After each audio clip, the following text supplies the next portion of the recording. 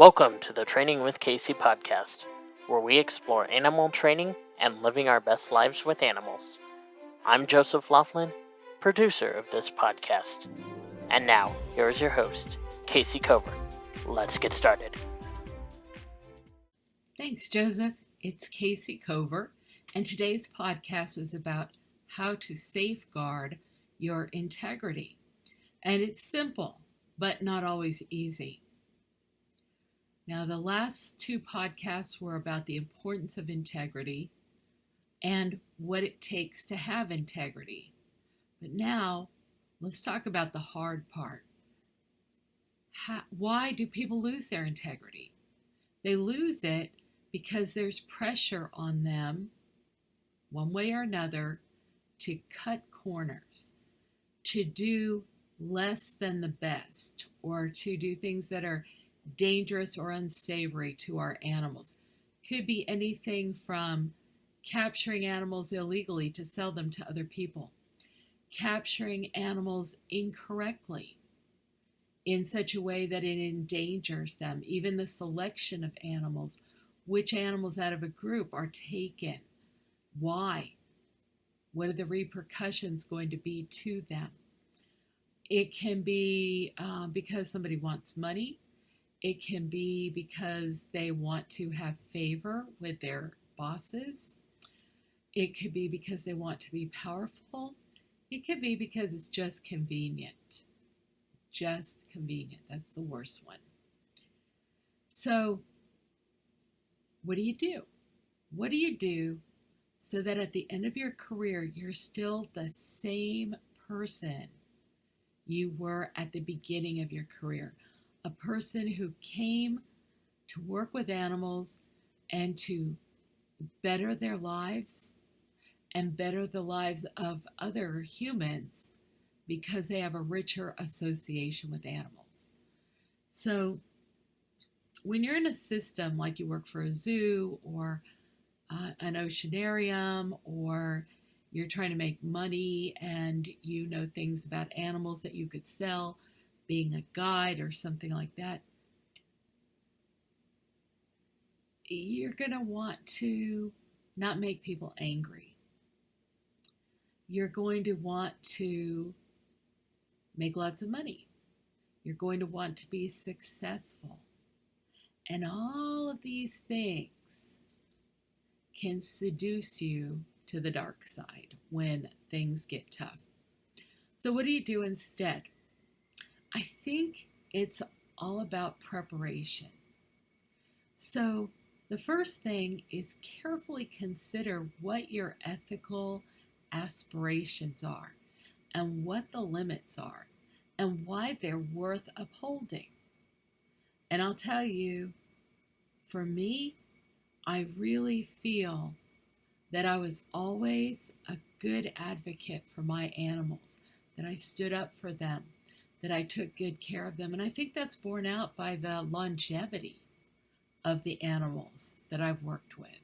It's been very good. I'll just mention, the sea lions at the National Zoo. Life expectancy, 20 years.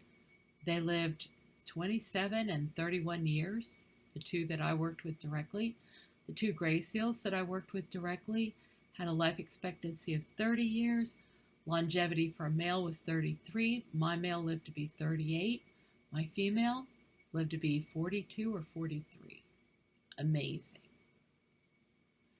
So I knew that I could not look myself in the eyes in the mirror every day if I succumbed to like lessening the standards, not doing the best job I could, just because somebody that I worked for put pressure on me. Pressure came in lots of ways. I got, in some cases, inappropriate food shipments. I went out, bought the correct kind of food, like, better quality, reported to the commissary people, said I will no longer accept this other kind of food. Got a lot of guff for that. Next day I got good food. I just had to stand up. Now, I also got investigated for that because it cost the place more money. Guess what? I got upheld. In fact, they said, if anything, I should have been more stringent. I stood up for animals to get, supplements, to get tested, to get treated for things like heartworm before it was considered de rigueur to do it. I had a really thorough program of training whereby we prepared the animals for all their medical behaviors well ahead of need. So in the 8 or so years I was at National Zoo, we did lose one animal to a freak accident, which we immediately corrected. We never lost another one. In the same period of time, a sister aquarium lost half of their collection of marine mammals due to routine use of anesthesia. Marine mammals are very susceptible to anesthesia accident.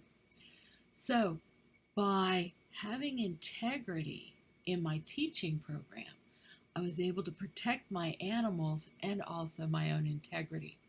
And I mentioned in one of the other podcasts that I also did not take a job at that institution because it was clearly substandard and not built to protect the well-being of the animals there.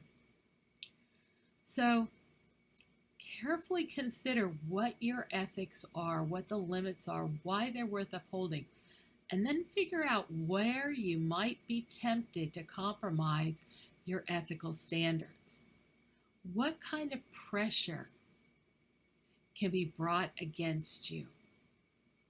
You might be afraid of someone's anger, making waves. Some people are afraid of getting negative attention, that you don't know enough about a situation to protest it. You might be afraid of not getting promoted.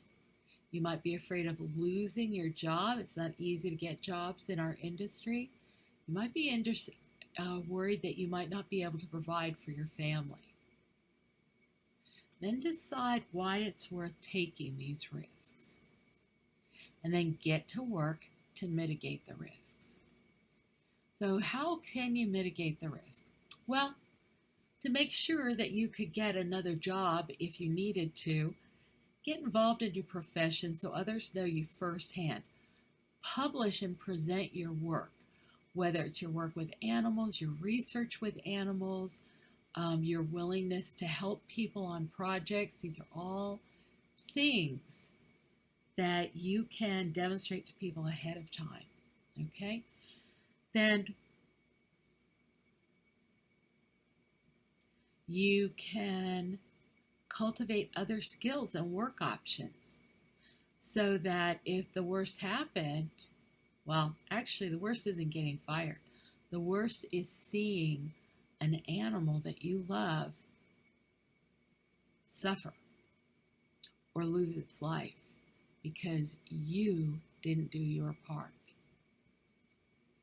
So cultivate other skills and work options. Save money so that you have reserves. Do other things. Like some of us work a second job. Some of us develop, lines of books and recordings, things like that, so that we have another source of income. So prepare ahead of time so that you're not hostage to any situation in your job. You have to know that your integrity is your most valued character gift, and it cannot be easily mended. So review things, make your decisions, and then stand fast. Now today we have an example of people standing fast in the face of horrible pressure, horrible danger, to cave, to go the easy route.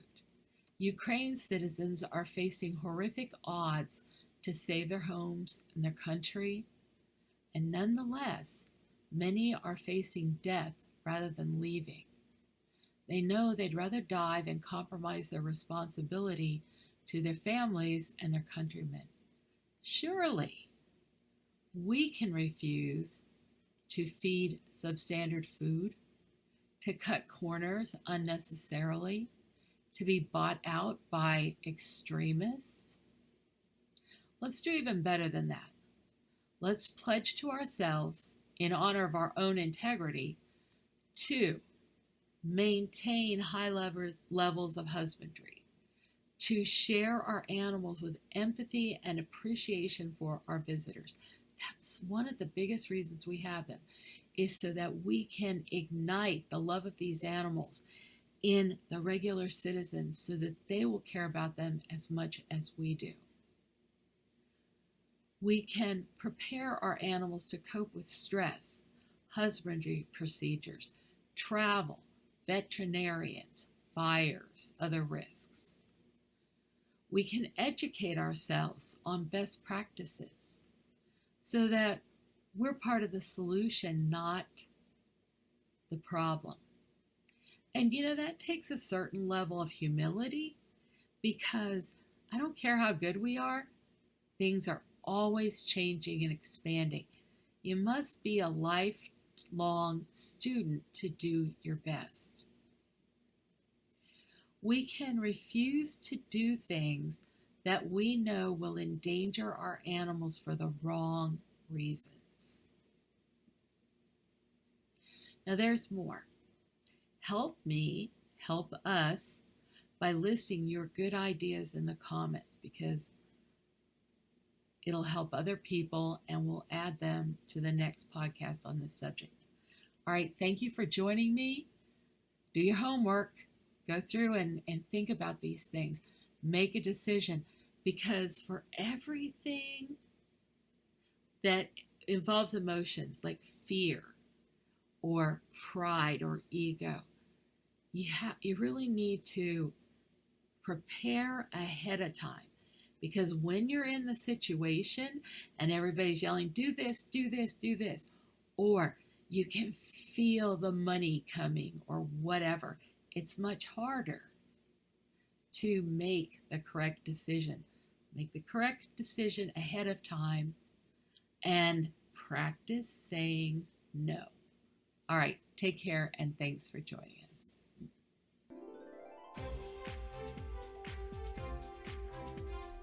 Thanks for joining us. Come back for more news and views on animal training and living with animals. Stay at the top of the pack with Kayce. This is Joseph Laughlin, producer of Training with Kayce. See you next time.